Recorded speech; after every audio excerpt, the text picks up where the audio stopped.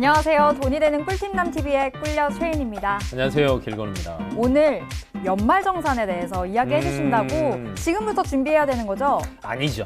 정확하게 그럼요? 얘기하면 연말정산은 1월부터 하는 거예요. 아, 그럼 지금 미리 준비해보자. 미리 이제 조금 늦었긴 했지만 미리 이제 아직 좀 남았거든요. 네. 그래서 마지막에 조금 챙길 수 있는 방법도 마지막에 알려드릴 테니까 이게 첫 번째. 네. 두 번째, 지금 확인하고 1월부터 네. 미리 준비하자 라고 생각을 하시는 게 좋을 것 같아요. 연말정산. 연말정산. 그러니까 연말정산이 연말정산. 저희가 물어보려고 그랬는데.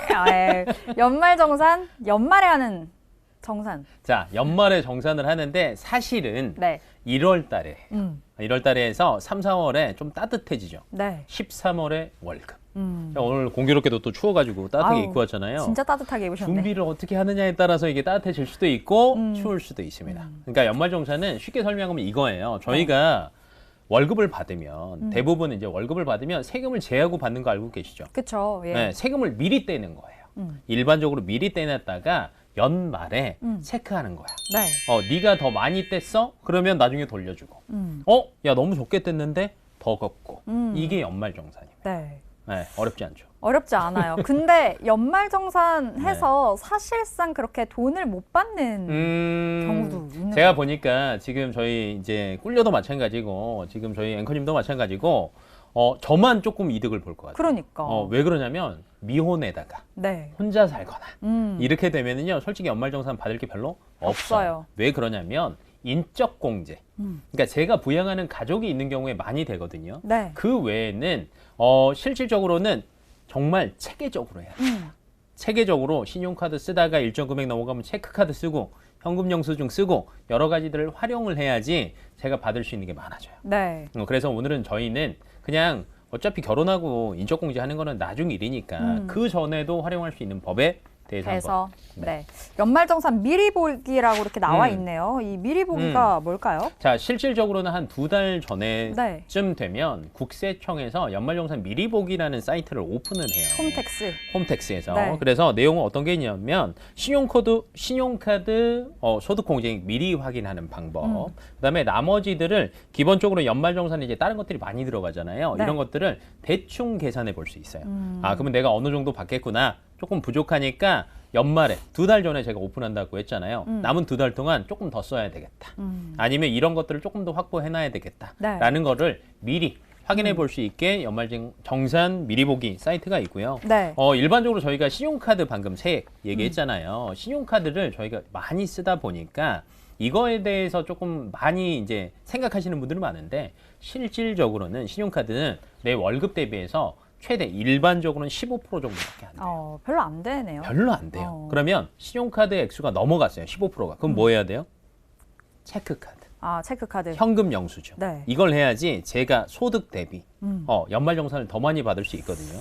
그래서 이걸 확인을 해야 돼요. 그러니까 현금 영수증을 좀 이렇게 떼야 되겠어요. 정말 그리고 이제 가끔 그런 좀 똑똑하신 분들이 있어요. 제가 이제 현금을 낼 때가 있잖아요. 네. 그럼 저희가 이제 가끔 현금 영수증을 안 할 때도 있죠. 귀찮아. 그러면 옆에서 뭐라 그래요?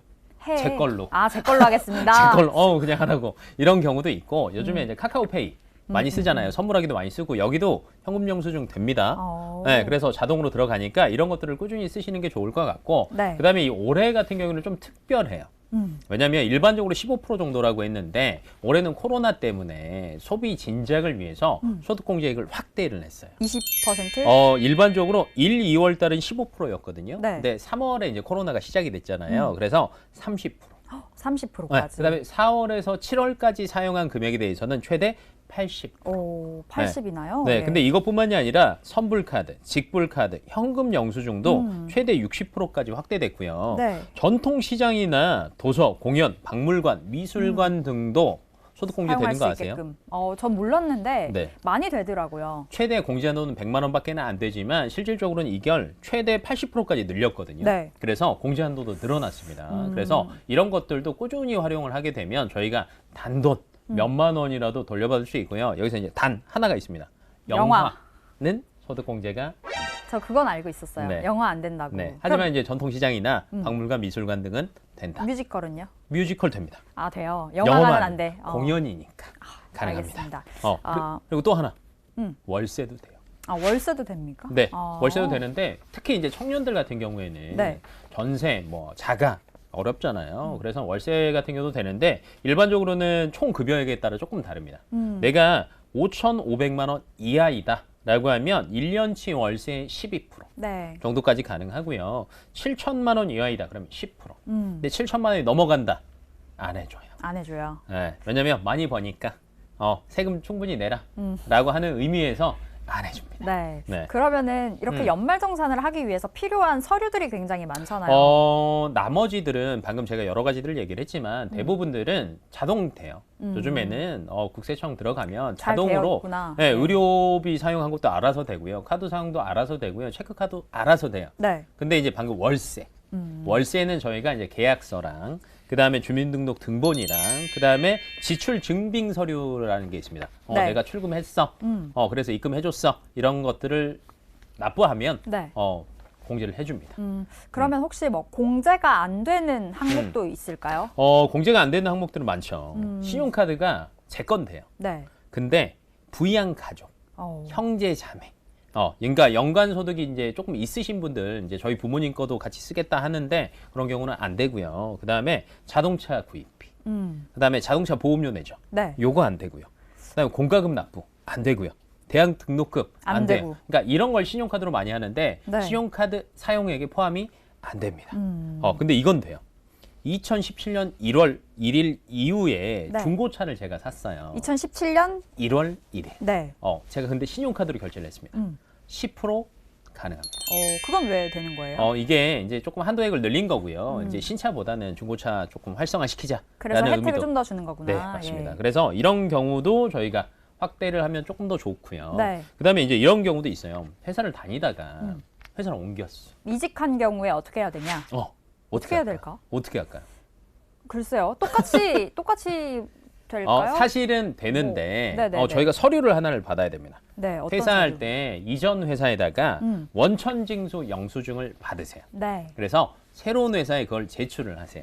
그러면 이게 가능하고요. 근데 가끔 이미 나 이직 이미 했는데 라고 할 수도 있잖아요. 이런 경우에는 내년 네. 5월에 종합소득세 신고할 때 한 번에 청구가 가능합니다. 그러니까 공제를 놓쳤을 때는 맞습니다. 내년 5월을 노려보자라는 맞습니다. 이야기. 네, 그래서 네. 이런 것들도 가능하다. 근데 이걸 경정 청구라고 하는데 어렵지 않아요. 그러니까 받을 수 있는 거는 다 받아야죠. 네. 그러면은 뭐 내년을 기다려서 음. 일단 이런 연말정산을 기다려서 받아야 되는 거라는 거죠? 그러니까 사실은 1월부터 준비를 해야 된다라는 네. 게 신용카드 초과액이 15% 정도가 내외니까 네. 그다음에 이 연말정산이라는 거는 매년 조금씩 바뀌어요.